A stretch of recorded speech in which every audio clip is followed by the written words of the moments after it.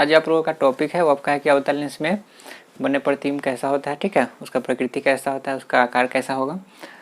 तो इसमें अवतल लेंस में क्या होता है कि हमेशा आपका जो है आभासी प्रतिबिंब ही बनेगा, ठीक है, छोटा बनेगा और बहुत ही छोटा बनेगा, बराबर कभी बनेगा ही नहीं, ठीक है। और जैसा कि हम लोग उत्तल लेंस में पढ़े हैं तो उत्तल लेंस में दोनों तरह का केस हो सकता है कि आपका आभासी ही बन सकता है और वास्तविक ही बन सकता है। हम बताते हैं कि आभासी सिर्फ एक ही केस में बनता है, बाकी के 5 केस में क्या होता है कि उसमें वास्तविक ही बनता है। लेकिन अवतल लेंस में क्या है कि हमेशा आपका आभासी ही बनेगा, तो इसमें ज़्यादा स्थिति यहाँ पर नहीं बनता है, ठीक है। तो जैसे कि यहाँ पर एक लिखा हुआ है कि जब वस्तु लेंस तथा अनंत के बीच में हो, ठीक है, लेंस तथा अनंत के बीच में, ठीक है ना, तो ये आपका एक अवतल लेंस हो गया, ठीक है। ये इसका प्रधान अक्ष हो गया, ये जो डॉट डॉट से मिलाए हुए ये इसका क्या है, द्वारक है, ठीक है। तो वस्तु को ये लेंस हो गया और ये आपका यहाँ पर वस्तु रखा है, तो लेंस के बाद कहीं भी आप रख दिए तो उसको हम मानेंगे। अगर मान लीजिए किसको हम F2 पर रखेंगे तो भी हम कह सकते हैं कि लेंस और F2 के बीच में रखा है, ठीक ना। तो इसमें होता क्या है कि कहीं भी हम वस्तु को रखेंगे तो उसका जो प्रतिबिंब है क्या बनेगा, आभासी बनेगा। तो यहाँ पर लिखा है लेंस तथा अनंत के बीच में, तो लेंस है और उससे कुछ दूरी पर, कुछ ज़्यादा दूरी पर रखेंगे तो उसको मानेंगे कि अनंत दूरी पर। हम बताते हैं कि लेंस के बाद मैंने लेंस से कुछ ज़्यादा दूरी रहेगा तो उसको क्या मानते हैं, अनंत यहाँ पर मानते हैं, ठीक है। तो वस्तु को यहाँ पर हम AB पर रखे हैं, ठीक है।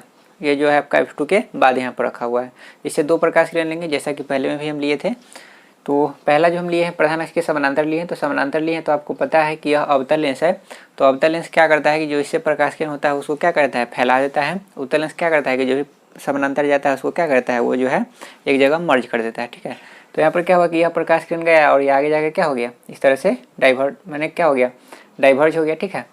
और दूसरा जो प्रकाश किरण हम लिए हैं वो आपका है प्रकाश केंद्र की दिशा में, तो यह उसी दिशा में क्या होगा, आगे की ओर निकल जाएगा। अब हमको पता है कि दोनों जो आपका प्रकाश किरण होता है उसका जो कटान बिंदु होता है वही आपका क्या होता है, वहीं पर आपका प्रतिबिंब बनता है। तो यहाँ पर हम क्या करेंगे कि इसको डॉट डॉट से अगर मिलाएंगे तो हमको ये ऐसा लगेगा, यहाँ से अगर हम देखेंगे तो हमको ये ऐसा लगेगा कि यह किरण जो है कहाँ से आ रहा है, ये F2 से आ रहा है। हमको ऐसा नहीं लगेगा कि यह A से आ रहा है, ठीक है। तो जहाँ पर इसका इंटरसेक्टिंग पॉइंट होगा तो ये पॉइंट आपका ये है A' B', तो यहीं पर आपका क्या बनेगा, प्रतिबिंब बनेगा। और यह जो है आपका वस्तु की अपेक्षा सीधा बनेगा और बहुत छोटा बनेगा, ये कह सकते हैं कि छोटा बनेगा, ठीक है, छोटा ही बनेगा, ठीक है। जब जैसे जैसे बहुत दूर हम ले जाएंगे, आपको पता है कि अनंत पर अगर हम रखेंगे तो कहाँ बनेगा, फोकस पर, तो एक पॉइंट साइज का बनेगा। तो उस समय हम कहेंगे कि जो प्रतिबिंब का आकार है क्या है, बहुत ही छोटा है, ठीक है, बिंदु के जैसा। अभी हम कहेंगे कि छोटा है, ठीक है। तो वही लिखा हुआ है कि प्रतिबिंब का स्थिति क्या हो गया, तो प्रतिबिंब का स्थिति हो गया ये है आपका लेंस और ये है आपका F2। तो लेंस और F2 के बीच में है प्रतिबिंब, ठीक है।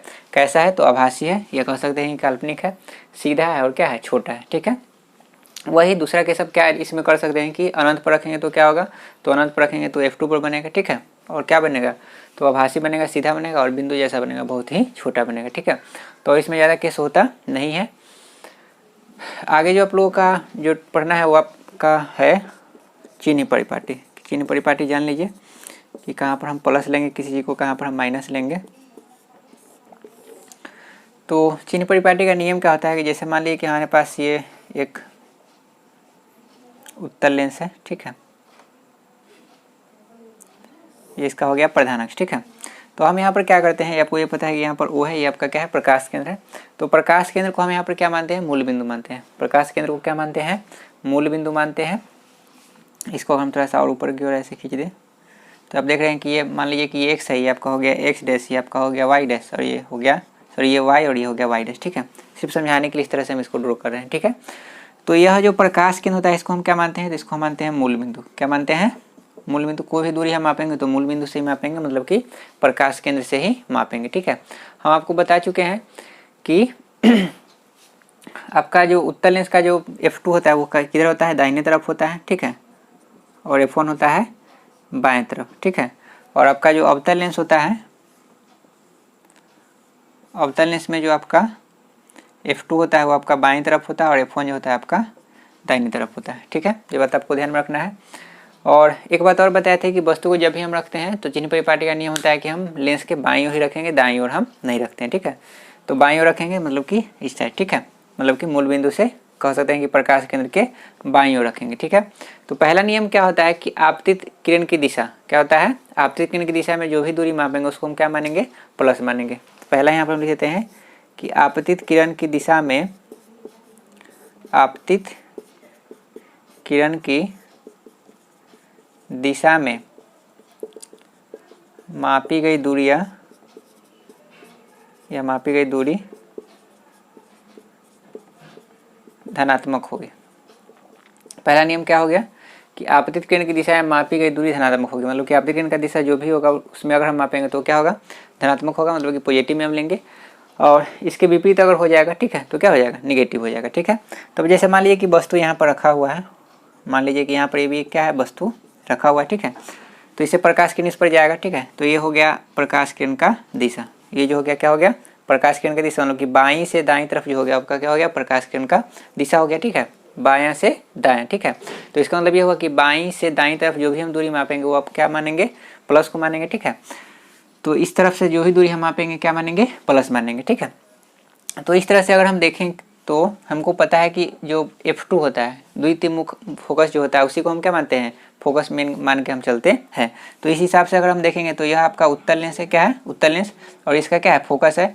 तो ये क्या है, आपका आपतित किरण की दिशा में ही आएगा, ठीक है। और जब आपतित किरण की दिशा में ही आएगा तो ये आपका F2 क्या हो जाएगा, प्लस हो जाएगा, क्या हो जाएगा, प्लस। तो इससे आपका एक क्या निष्कर्ष निकला कि उत्तल लेंस का जो होगा फोकस दूरी हमेशा क्या होगा, प्लस होगा। उत्तल लेंस का जो फोकस दूरी होगा क्या होगा, हमेशा प्लस होगा। क्यों, क्योंकि वो दाहिने तरफ पड़ता है और आपको पता है कि प्रकाश केंद्र की दिशा, सॉरी आपतित किरण की दिशा में जो भी हम दूरी मापेंगे वो क्या होगा, पॉजिटिव होगा। तो इसलिए यहाँ पर आपका उत्तल लेंस का फोकस दूरी क्या हो जाएगा, प्लस। वही अगर हम बात करेंगे अवतल लेंस में तो आपको पता है कि अवतल लेंस का F2 कहाँ होता है, इधर होता है, ठीक है। और यहाँ पर आपका ये क्या है, प्रकाश केंद्र है, ठीक है। तो आपतित किरण का दिशा आपका ये है, ठीक है। और ये दूरी आपको मापना है तो आप मापिएगा कहाँ से, तो मूल बिंदु से। कहाँ से मापिएगा, मूल बिंदु से मापिएगा, ठीक है। तो ये मूल बिंदु से किधर आपको आना होगा, बाईं तरफ, ठीक है।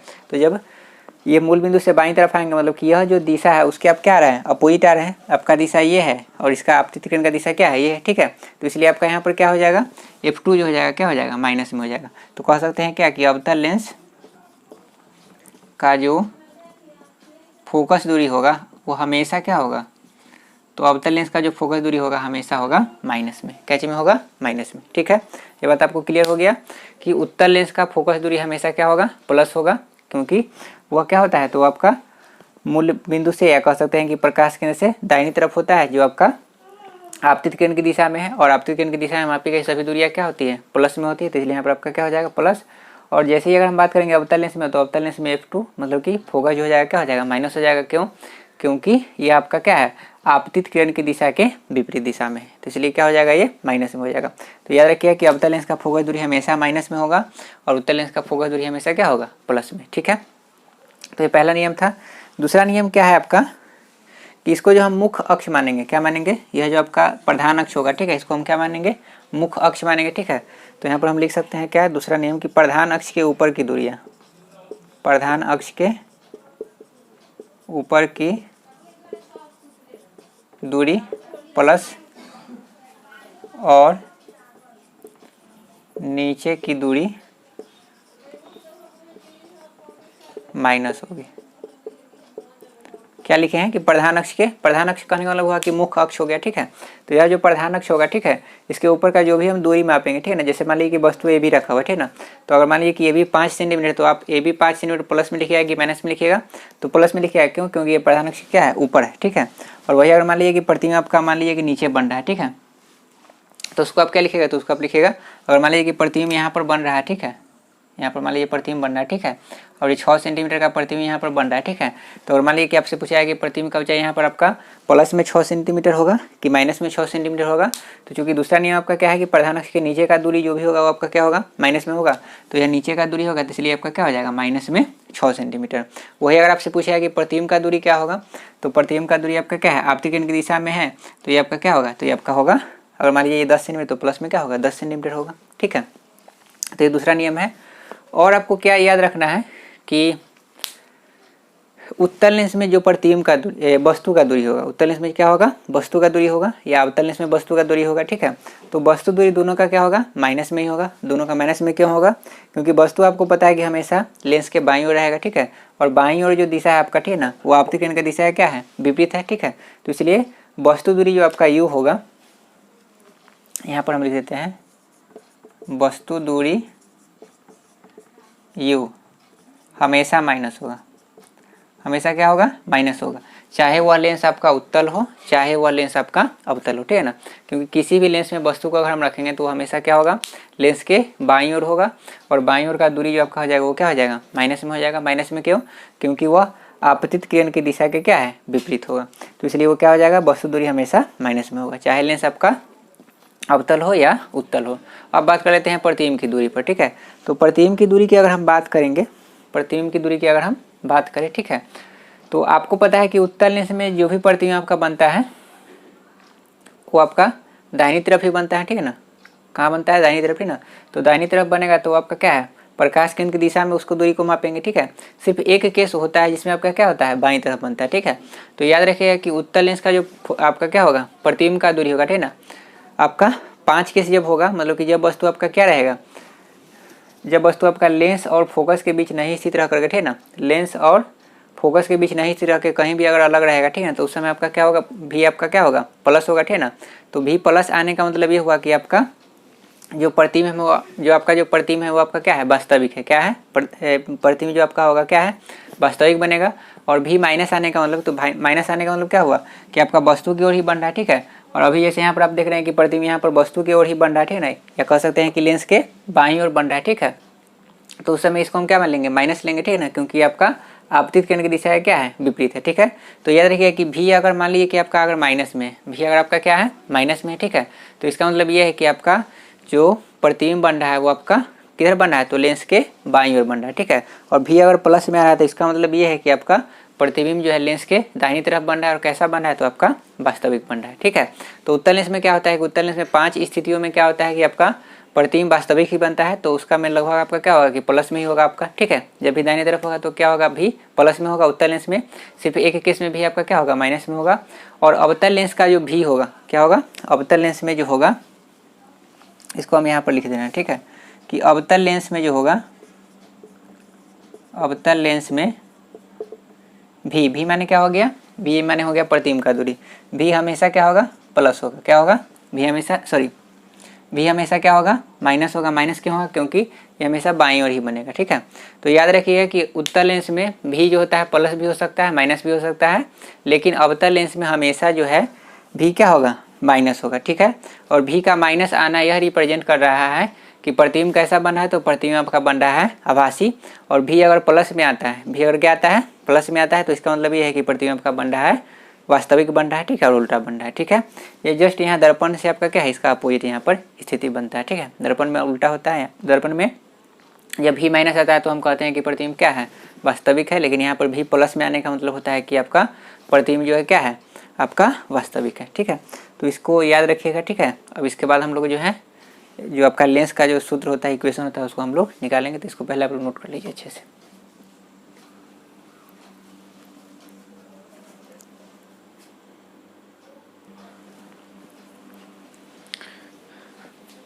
आगे जो हम लोगों को पढ़ना है वो है आपका लेंस सूत्र, ठीक है। लेंस सूत्र आपका होता है 1/v - 1/u बराबर 1/f, ठीक है। जो आपको वस्तु दूरी, प्रतिबिंब की दूरी और फोकस दूरी में क्या बताता है, संबंध बताता है। तो उसी को हम लोगों को यहाँ पर क्या करना है, ये डायग्राम के द्वारा हमको वहाँ पर प्राप्त करना है। कैसे उसको हम सिद्ध करेंगे, तो आप यहाँ पर देख रहे हैं कि ये आपका एक उत्तल लेंस है, ठीक है। ये बीच वाला लाइन इसका प्रधान अक्ष हो गया, ये डॉट डॉट से जो मिलाया हुआ है इसका क्या है, द्वारक है, ठीक है। ओ प्रकाश केंद्र हो गया। एक वस्तु ए बी है जो लेंस के बाईं ओर ही रखा जाता है, ठीक है। लेंस के जो आपका 2f1 है, 2f1 कहने का मतलब क्या होगा कि जितना फोकस दूरी होगा उसके दुगुना दूरी पर रखा हुआ है, ठीक है। अगर ये मान लीजिए कि प्रकाश केंद्र से इसका दूरी अगर मान लीजिए कि 10 सेंटीमीटर है, तो ये प्रकाश केंद्र से 20 सेंटीमीटर की दूरी पर रखा हुआ है। इसी को हम 2f1 यहाँ पर कहते हैं। तो यह एक ए बी वस्तु रखा हुआ है, ठीक है। इससे 2 प्रकाश किरण हम लेंगे, जैसा कि हम आगे भी पहले भी हम लिए हैं, ठीक है। तो पहला प्रधान अक्ष के समानांतर, तो आपको पता है कि समानांतर किरण जो भी जाएगा वो f2 से होकर गुजरेगा। तो ये दूसरा फोकस है उससे होकर यहाँ पर गुजर गया, ठीक है, मतलब कि अपवर्तित हो गया। दूसरा जो हम लिए हैं यहाँ पर वो प्रकाश केंद्र की दिशा में लिए हैं, तो प्रकाश केंद्र की दिशा में लिए हैं तो उसी दिशा में क्या होता है, आगे बिना विचलन के वो आगे निकल जाता है। दोनों का जो यहाँ पर कटान बिंदु है, यहाँ पर a डैश b डैश है, यहीं पर इसका क्या बना, प्रतिबिंब बना, मतलब कि 2f2 पर यहाँ पर प्रतिबिंब बना। आपको पता है कि साइज में क्या होता है, बराबर होता है। थोड़ा सा यहाँ पर डिफर हो सकता है क्योंकि बनाया हुआ फिगर है, थोड़ा सा आप लोग बनाइएगा तो यहाँ पर एक्यूरेट बनेगा, ठीक है। उसको इसके से अगर आप मेजर करके बनाइएगा तो ठीक है।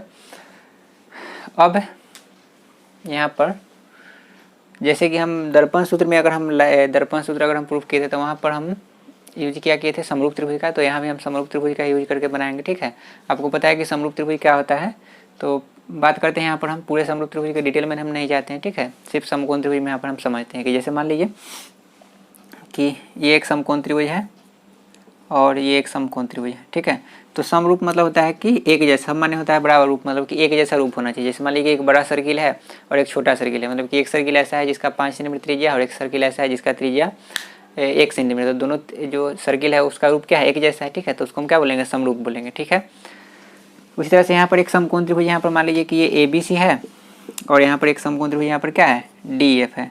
तो समकोण त्रिभुज जो होगा वो आपस में क्या होता है, समरूप होता है। ठीक है, तो समरूप होने का क्राइटेरिया क्या होता है, ठीक है ना, कि कोण जो होता है आपका वो बराबर होना चाहिए। कोण जो होना चाहिए वो संगत कोण होना चाहिए, क्या होना चाहिए, बराबर होना चाहिए। जैसे इसका अगर हम संगत कोण की बात करेंगे तो A और D क्या होगा, संगत कोण होगा। B और E जो होगा संगत कोण होगा और C और F जो होगा क्या होगा, संगत कोण होगा। तो ये बराबर होना चाहिए। ठीक है, उसको हम कोण समरूपता कहते हैं। जब हम ज्योमेट्री पढ़ेंगे तो उसमें डिटेल से हम समझेंगे। ठीक है, तो जब समरूप होता है तो उसमें क्या हम लिख सकते हैं, तो अगर मान लीजिए कि ये ABC और DF में अगर दो कोण यहाँ पर क्या है, बराबर हो गया, संगत कोण क्या हो गया, बराबर हो गया, तो इसके भुजाएं जो होती है क्या होती है, समानुपाती होती है।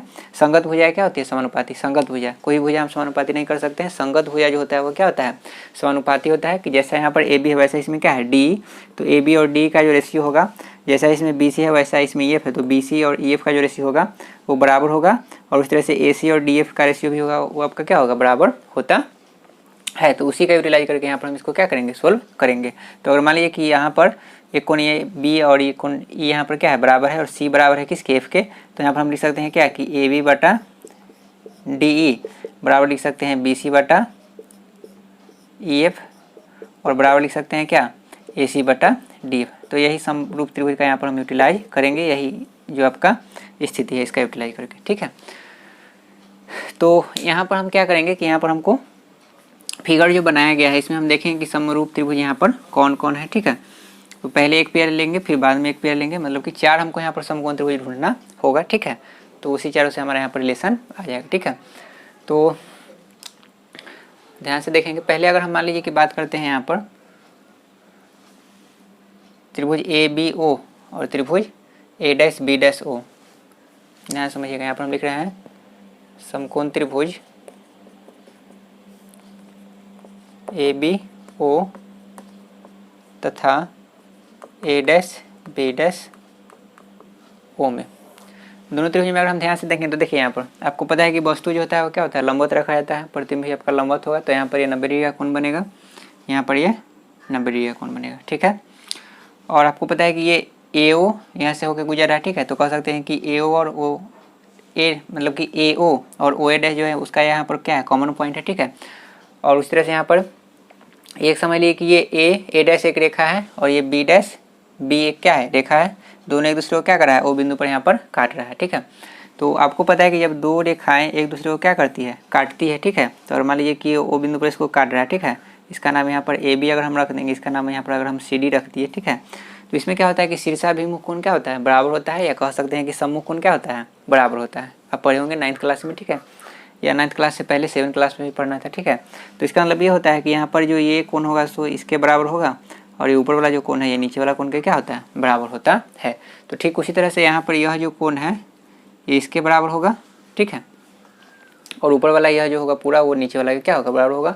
तो ऊपर वाला और नीचे वाला का यहाँ पर हम यूटिलाइज नहीं करेंगे, उसका कोई यहाँ पर काम है नहीं। ठीक है, तो समरूप त्रिभुज समरूप त्रिभुज अभी हम नहीं बोले, अभी हम सिर्फ त्रिभुज ही बोले हैं। ठीक है, तो ABO में अगर हम देखेंगे तो यहाँ पर जो O होगा सो, और A'-B'-O में यहाँ पर जो O होगा, दोनों यहाँ पर क्या होगा, बराबर होगा।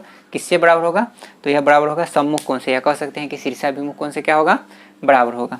तो हम यहाँ पर देखिए कि दोनों त्रिभुज में दो कोण यहाँ पर क्या हो गया, बराबर हो गया। एक यहाँ पर B, यहाँ पर B' और यहाँ पर O, कह सकते हैं कि AOB और यहाँ पर A'-OB'। ठीक है, तो दो कोण बराबर हो गया, मतलब कि दोनों त्रिभुज यहाँ पर क्या हो गया, समरूप हो गया। तो यहाँ पर हम पहले लिख देते हैं कि एंगल B बराबर एंगल B' बराबर यहाँ पर क्या है, 90 डिग्री है, और angle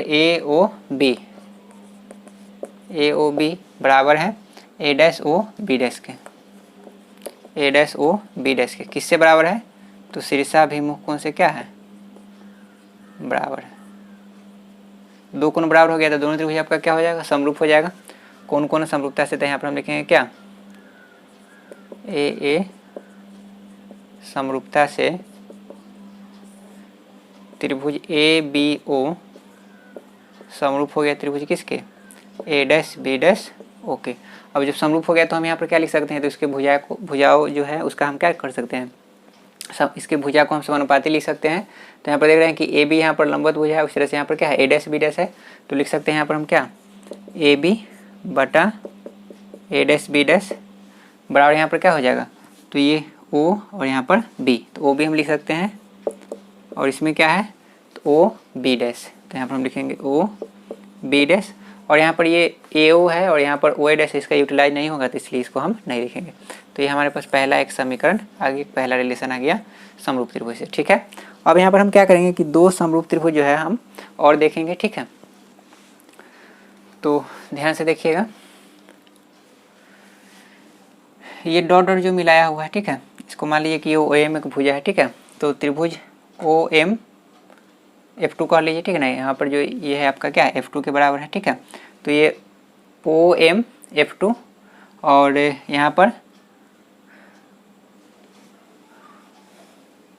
A dash B dash F2, ध्यान समझिएगा, हम क्या बोले यहाँ पर कि ये एम ओ F2 जो हो गया 100 और यहाँ पर ए डैश बी डैश F2, ये दोनों में अगर हम देखेंगे तो यहाँ पर ये जो होगा, आपको पता है कि यहाँ पर ये ए बी और यहाँ पर क्या है ओ एम है, और ये दोनों समानांतर रेखा के बीच का दूरी है। ठीक है, तो बीच का दूरी आपका जो लंबा दूरी होता है वो क्या होता है, बराबर होता है, मतलब कि ये ओ एम जो होगा किसके बराबर होगा, ए बी के बराबर होगा।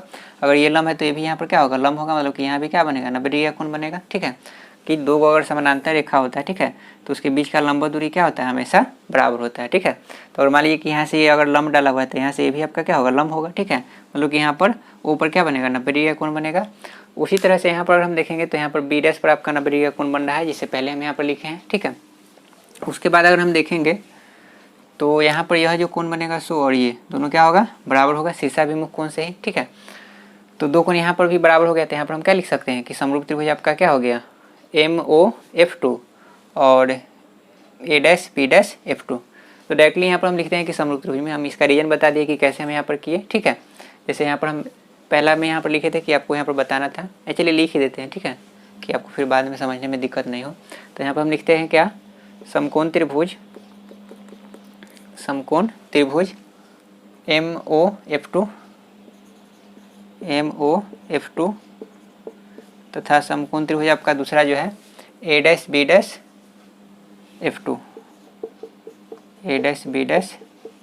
F2 में हमको यहाँ पर क्या मिला कि एंगल O जो है, एंगल O कह लीजिए या आप एंगल एम ओ F2 कह लीजिए, बात एक ही है।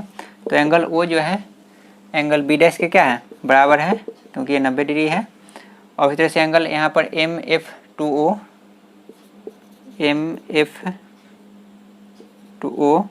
बराबर होगा किसके, तो ए डैश F2 बी डैश। आपको पता है कि जिस एंगल को हमको रिप्रेजेंट करना होता है उसको हम बीच में लिखते हैं। ठीक है, तो ए डैश F2 बी डैश, ए डैश F2 बी डैश क्या चीज़ से, तो सम्मुख कोण से। यहाँ पर सम्मुख कोण कह लीजिए या शीर्षाभिमुख कोण कह लीजिए, बात एक ही है। ठीक है, तो ये दोनों कोण बराबर है, तो यहाँ पर हम क्या लिख सकते हैं, ए समरूपता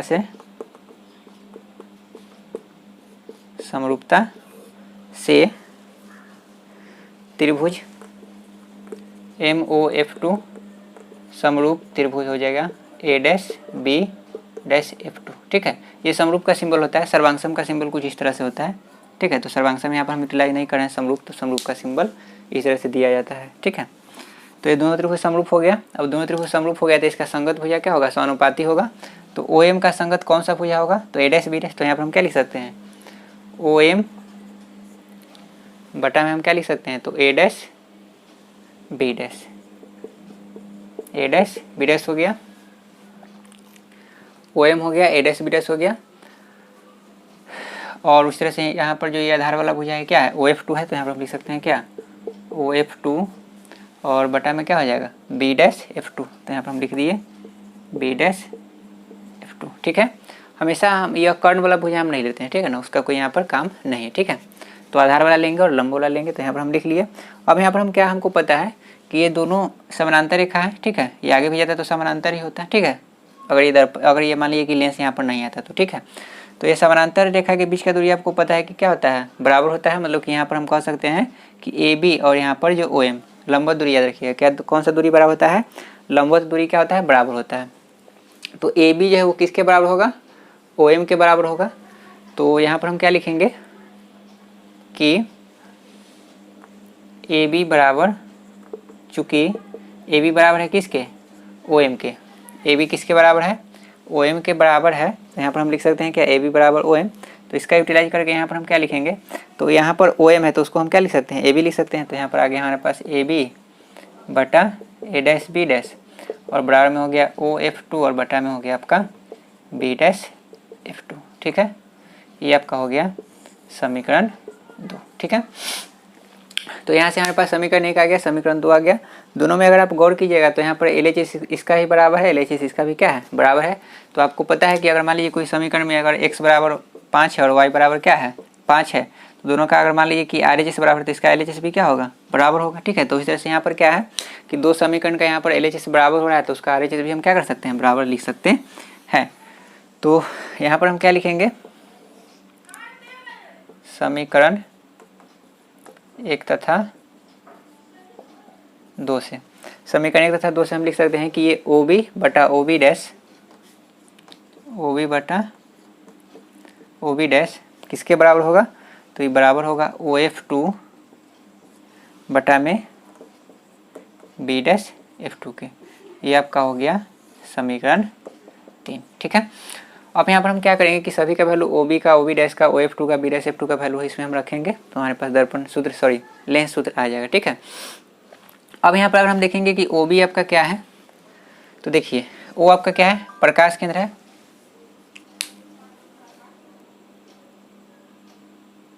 ओ आपका यहाँ पर क्या है, प्रकाश केंद्र है, ठीक है।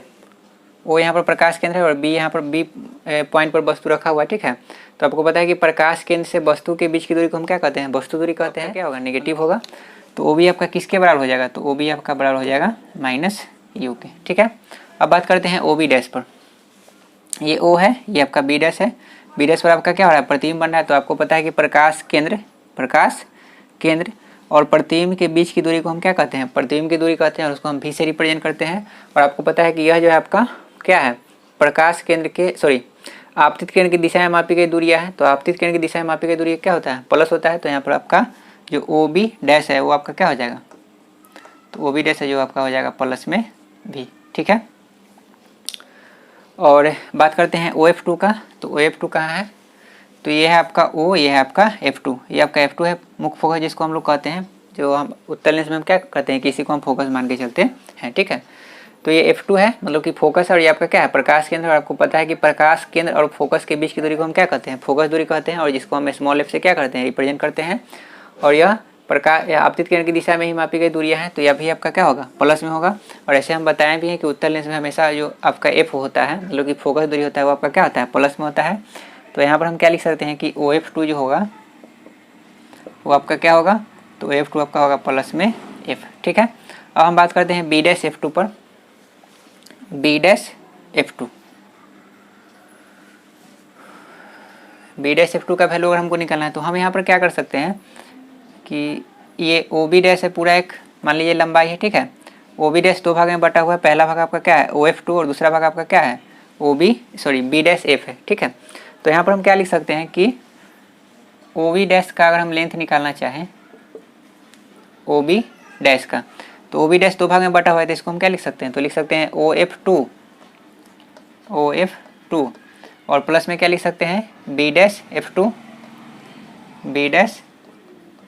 ठीक है ना। जैसे मान लीजिए हमारे पास एक रेखाखंड है, ठीक है, ये ए है, यहाँ पर बी है और यहाँ पर क्या है सी है, ठीक है।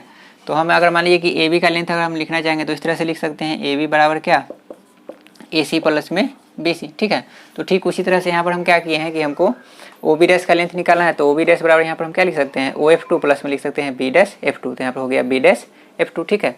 अब हमको पता है कि ओ बी डैश जो है ओ बी डैश वो कितना के बराबर है, तो ओ बी डैश जो है बराबर वो प्लस भी क्या है, तो यहाँ पर क्या हो गया भी हो गया। और ओ एफ टू, तो ओ एफ टू हमको पता है कि वो किसके बराबर है प्लस एफ के, तो यहाँ पर क्या हो गया एफ हो गया।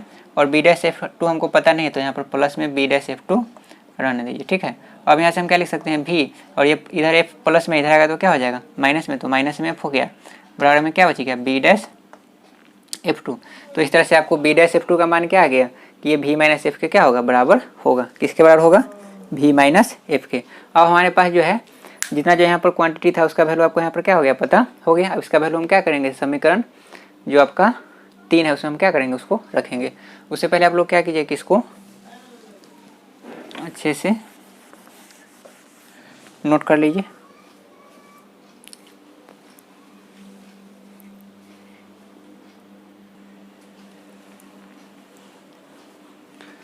अब हम यहाँ पर क्या करेंगे कि समीकरण 3 में जितना भी टर्म है सबका यहाँ पर वैल्यू हम रखेंगे।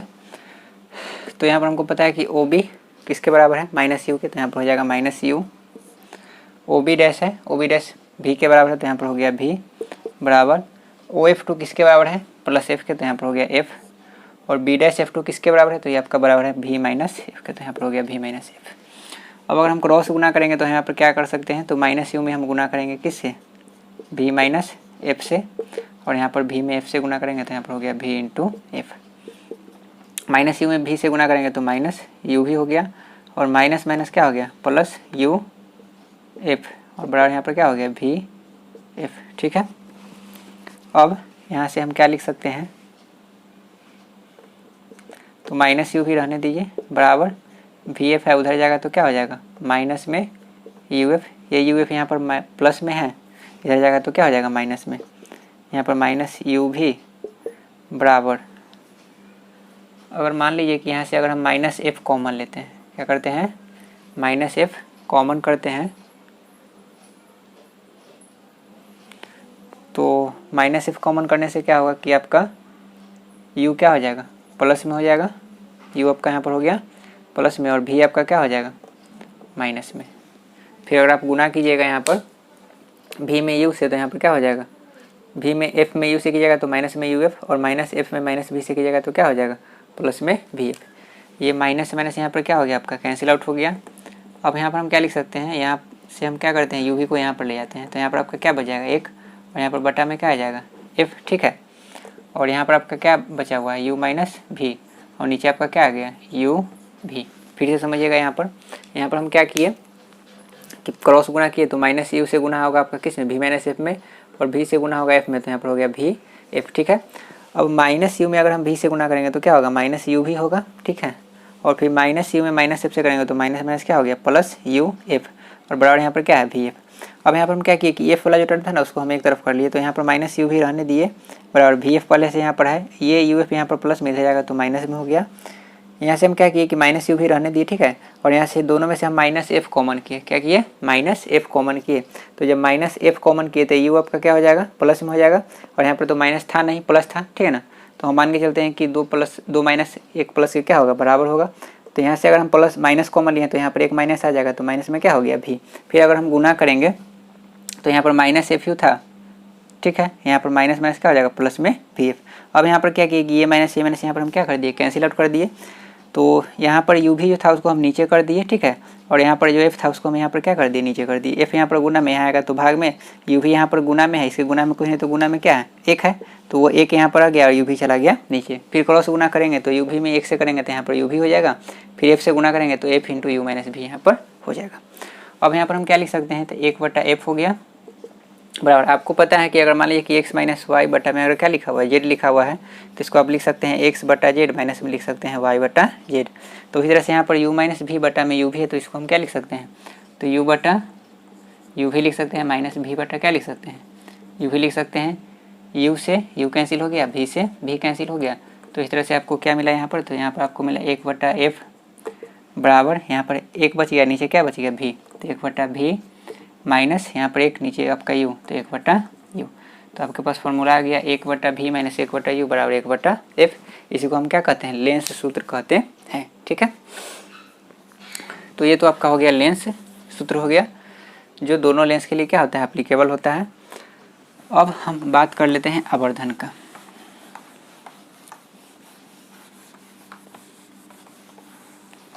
तो आवर्धन का जो डेफिनेशन होता है वो क्या होता है कि आवर्धन बराबर होता है,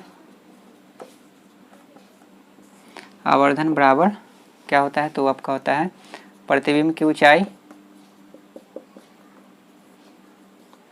प्रतिबिंब की ऊंचाई, और नीचे आपका होता है वस्तु की ऊंचाई। मतलब कि प्रतिबिंब की ऊंचाई और वस्तु की ऊंचाई के अनुपात को हम क्या कहते हैं? आवर्धन कहते हैं।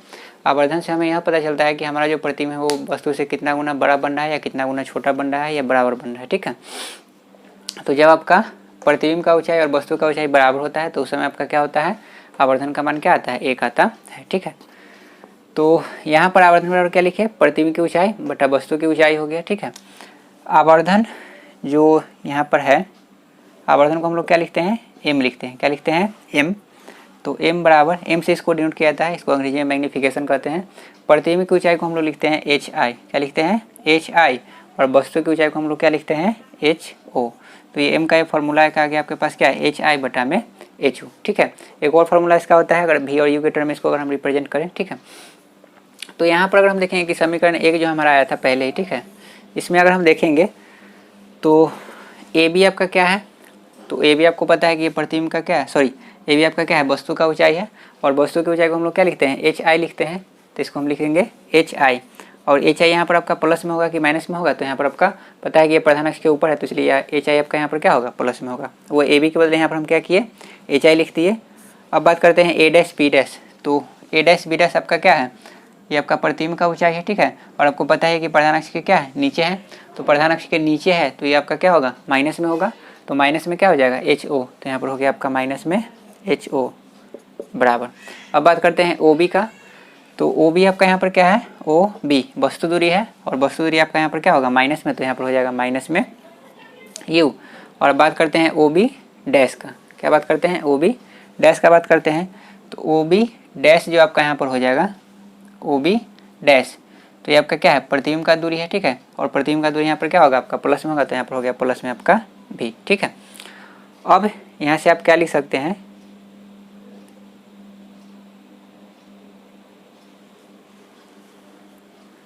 सॉरी, यहाँ पर ये एच आई नहीं होगा, यहाँ पर आपका क्या होता है? एच ओ होता है, क्योंकि हाइट ऑफ, यहाँ पर आपका ए बी आपका क्या है? हाइट ऑफ ऑब्जेक्ट है। क्या है? एच ओ है। फिर समझिएगा कि ए बी जो आपका यहाँ पर है ए बी, ठीक है, ए बी आपका यहाँ पर क्या है? यहाँ से वस्तु का ऊंचाई है। ठीक है, तो वस्तु का ऊंचाई को हम लोग क्या लिखते हैं? एच ओ लिखते हैं। एच ओ माने समझ लीजिए कि ये क्या होता है? Height of object. ऑब्जेक्ट माने वस्तु, वस्तु की ऊंचाई। और एच आई माने होता है